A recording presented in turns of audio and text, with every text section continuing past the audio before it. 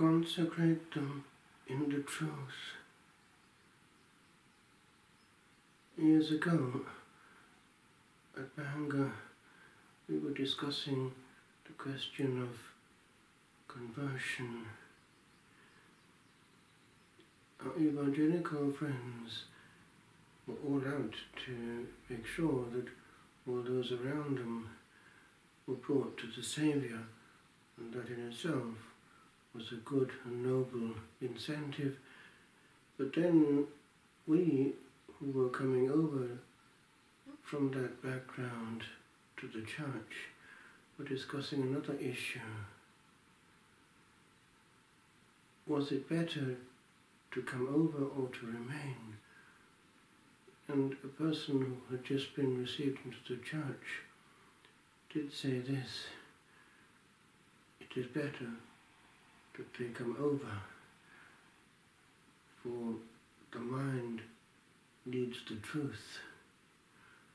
And it is true that as an evangelical there was a certain niggling, for travelling a lot on the continent even as a child because of parents being involved with modern languages. There was the clear vision of the magnitude and historicity of the Catholic claim compared with the fragmented nature of our own, where in Wales at the time a village might have up to 5 chapels. It was something sobering. Why this huge difference?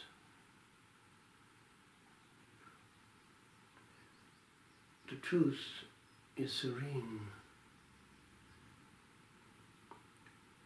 It is interesting that at Medjugorje, in the early stages, they asked our Blessed Lady this very question regarding other churches and other forms of faith and practice.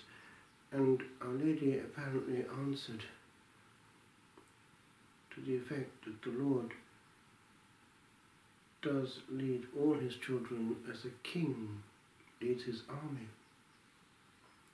But that she added this: but the fact that all my apparitions happen in the Catholic Church should tell you something.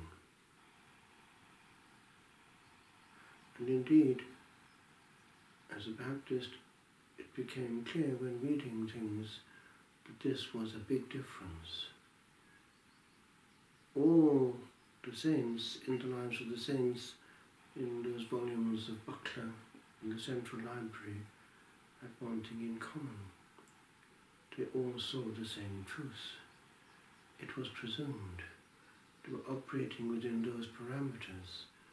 Sacramental life, the communion of saints, Our Lady in particular, were all a part of their mindset. And moreover, the Lord and Our Lady were operating themselves in that mindset and acting accordingly, giving not just miracles of healing as we might know, but also dogmatic miracles to make a point, and they were always Catholic points. And indeed the language being used by heaven was directly Catholic. For instance, in Portugal, the dogma of the faith will always be preserved. And again, the Holy Father will have much to suffer, and so on.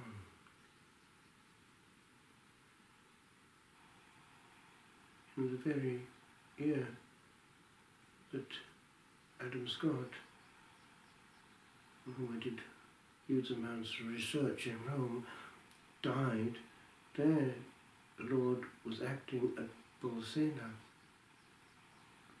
and the miracle was leading to the practice of the Corpus Christi procession as we know it.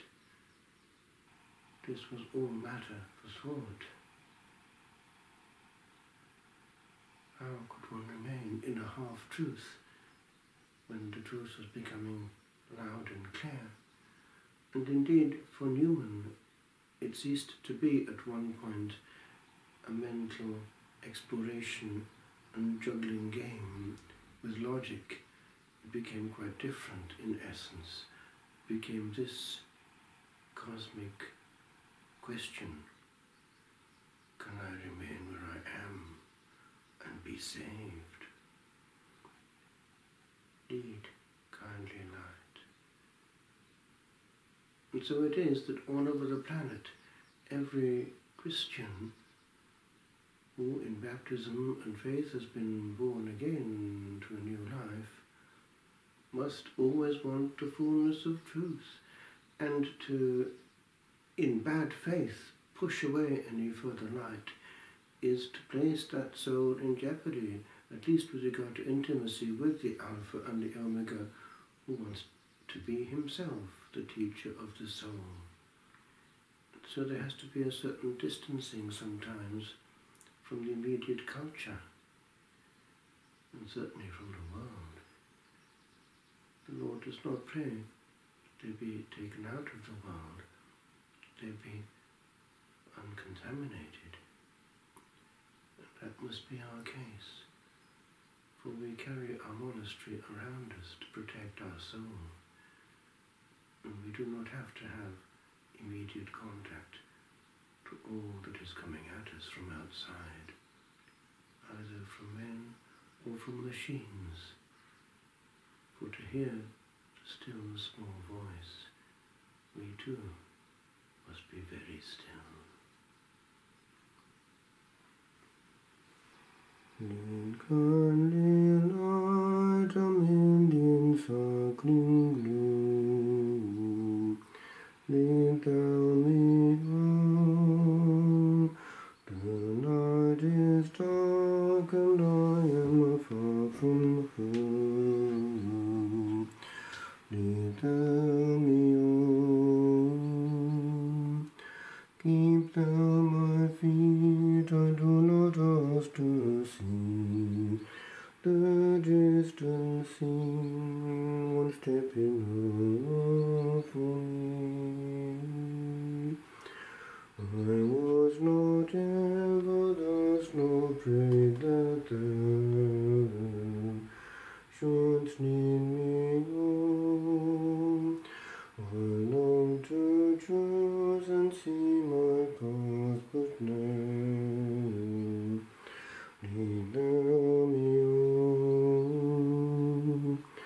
I love the garish day and spite of his bright moonlight.